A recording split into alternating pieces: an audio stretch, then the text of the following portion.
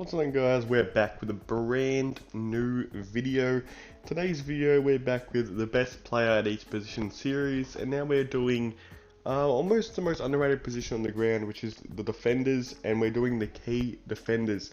Now this key defender position is absolutely stacked in the AFL. You probably don't realize how stacked they are, but each team I feel like has an elite key defender, and it was hard to pick just 5 key defenders. But I managed to do it.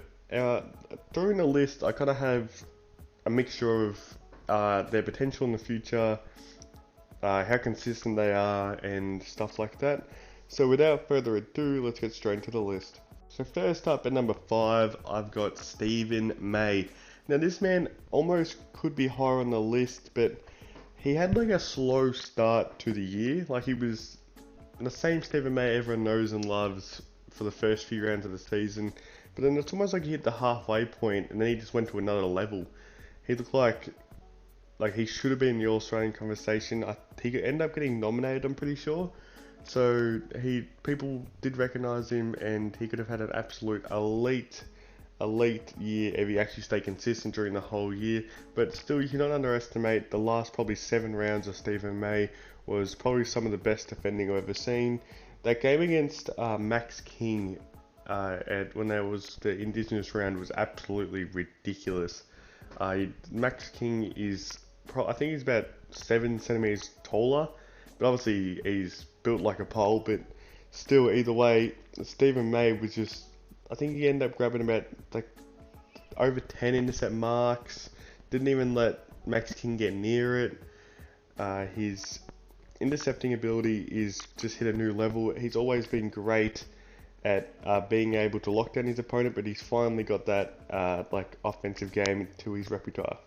Next up at number 4, I've got Jeremy McGovern.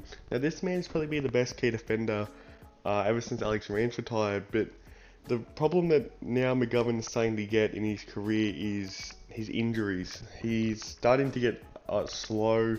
Like this man, he was putting up great numbers, and that game against GWS where he literally didn't even let GWS get near the ball. Like Jeremy Cameron and Riccardi and all that couldn't even get near it because Jeremy McGovern was literally putting on some insane intercept marking like reads. But the problem is that now he's starting to get is since he's getting very slow because of his fitness level, and if he wants to continue being elite, he needs to get his fitness level up. And I can't say it's all his fault. Like he is getting a lot of injuries, but I feel like he could maybe control his fitness levels a bit more. But either way, he is still probably, I would have to say, probably the best intercept marker in the game. Either him or Nick Haynes, I would have to say, are probably the 2 best intercept markers. But I feel like the only weakness to Jeremy McGovern I can clearly think of now is his ability to just go. He can't really like one-on-one lock down an opponent anymore. I always feel like that he's always great in like when he comes in as the 3rd man, but now he's kind of getting not really exposed, but now he's that part of his game is just getting a bit weak. That could just be because he's had a bad 2020 and his fitness, because he only played about 12 games. So he missed a bit. I know he got suspended, I think the 2nd game of the season, so he did miss a bit of footy there. But I feel like this man could probably be number 1 if he has to get his fitness back up, doesn't get injured next year. He could probably be number 1 on this list hands down because he definitely has the tools to do it. Next up at number 3 is Jacob Weitering. Now this man has finally hit his strides, what everyone thought he was going to be. Well, technically, because he got drafted as a key forward, but now he's a key defender and is now one of the best key defenders in the competition.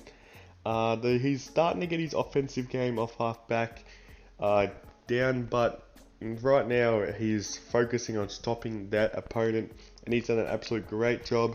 I think when people finally got their eyes on Jacob Weitering, when they thought, geez, this man's an absolute beast, is that game round 1 against Tom Lynch, when he actually didn't even let Tom Lynch get near the ball, and then he pretty much kept that consistency during the whole year.